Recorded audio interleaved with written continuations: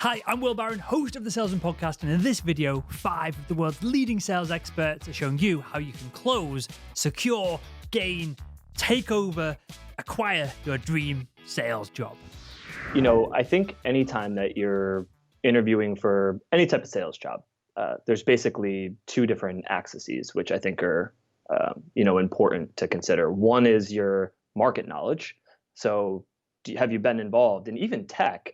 I know people say tech sales, but even that has just a tremendous amount of subsets within it. Like, something like biotech is so remarkably different from software as a service marketing software like HubSpot, right? Like it's just a completely different ballpark. So you take something like market industry experience, and then you contrast that with sales experience.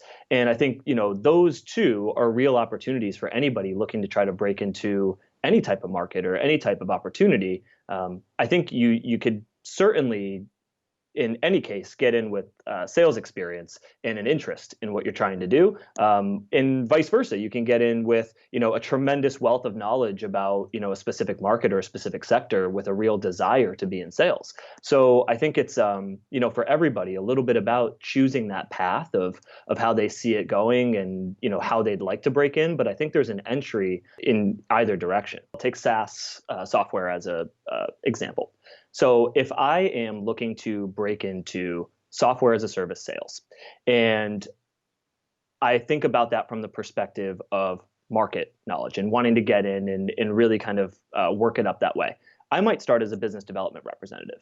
And that's a type of role where I can come in, I can mostly focus on prospecting and really setting up high quality opportunities for a salesperson. However, I'm learning the market, I'm learning the product, I'm really getting a true understanding of what's going on, and I'm able to build my career through that path and through that channel. But I'm accepting the fact that I'm going to take a role that's not a closing role right off of the bat, and I'm going to have the opportunity to really get that market experience and to really learn and develop my knowledge within that context. You sort of said it right. Like the pitch is it shouldn't be a pitch that I need a job tomorrow, because you're probably not going to find that. I think that's a bit of a different thing. When you say build a relationship, that's completely correct. I think one of the biggest things of advice I have for friends who are interested in joining startups and doing interesting things like that is saying, well, go out and look at the startups. It's never been easier to figure out like what interesting companies there are. What spaces do you like? Who do you think is actually growing well? Who seems to have an interesting company culture or seems to have a chance to become, $1 billion business or, whatever size you're looking for. And you should reach out to them and say, you shouldn't be expecting a job, today. But if you can add value to them, I'm a big believer in give before you get. So if you can help them out a little bit, do something that could, be useful to them.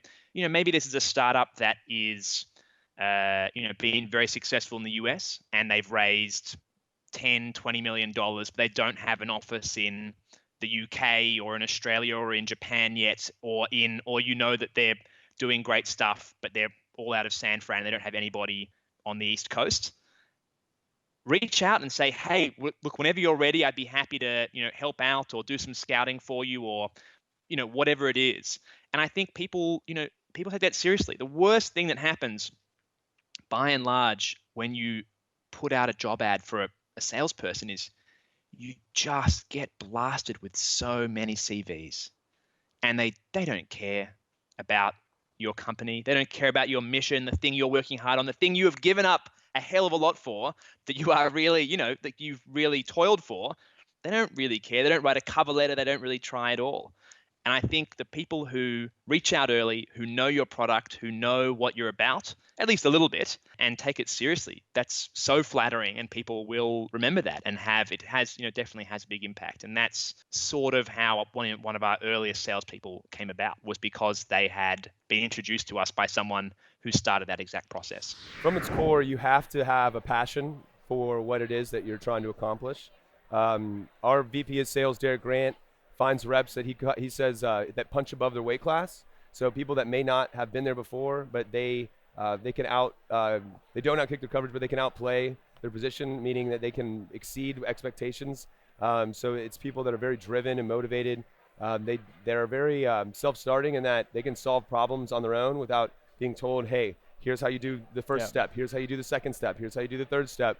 and they don't need much hand-holding. And so there's a lot of autonomy in a startup environment, I mean, across the board, which gives a lot of opportunity to grow into a different type of roles. So I'll use myself, for example. I was the first SDR at SalesLoft a little over 3 years ago, transitioned to running the SDR team. Then I ran the product team, and now I run product strategy and product marketing and our partnerships. And so it was because of the adaptability that I had in taking on different roles and wearing a bunch of different hats, let me kind of move about the organization. And so that's very much true in a startup environment, as in the corporate way. They call it corporate ladder for a reason, right? You have to go A, B, C, D, E. In a startup, you can go from A to D very quickly. So now, of course, we want salespeople that want to make money, right? But for us, culture is so important that it has to be about something bigger than that.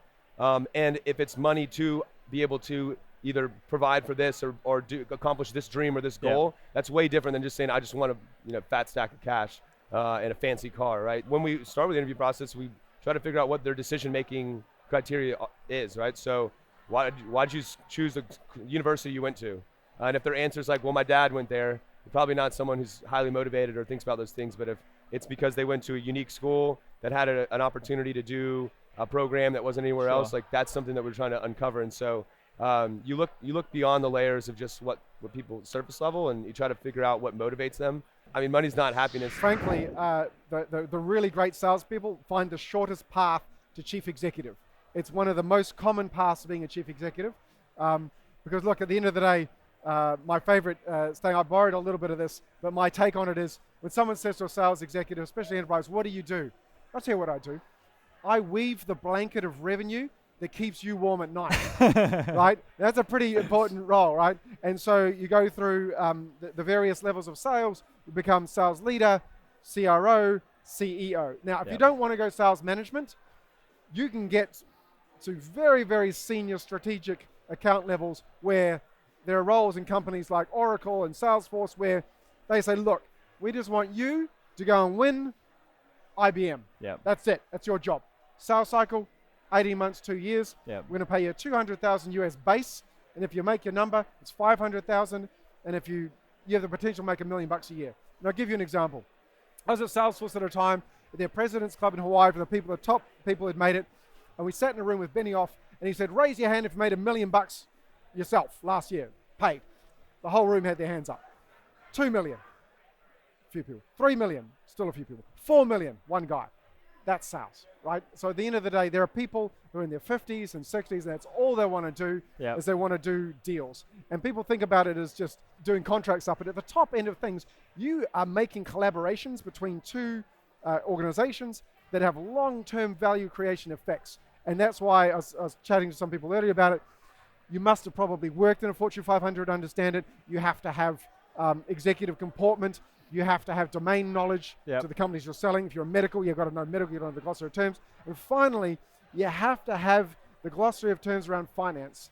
I need to be able to sit down with a C-level person and talk to them in terms of internal rate of return, net present value to build these business cases. You know, they're salespeople, they're big-time deal makers. And that's, for me, the pinnacle of sales.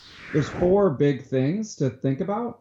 One is making the right decision at the beginning as far as what company you're getting involved with. It's tough when you're out there on the job search. You don't have any experience necessarily. You're applying for all these SDR jobs, and you see one. It's got a cool office. They've got a ping pong table, and a cool T-shirt that they gave you for taking the interview. And you just jump in. And I would just caution everyone, and if you're already in a position like this, then something to think about is, do you really understand the product? Do you understand the problem that they're solving? Are you passionate about that? Or can you get passionate about that? Can you get excited about it? Because you're going to be spending, 40, 50, 60-hour weeks working on this.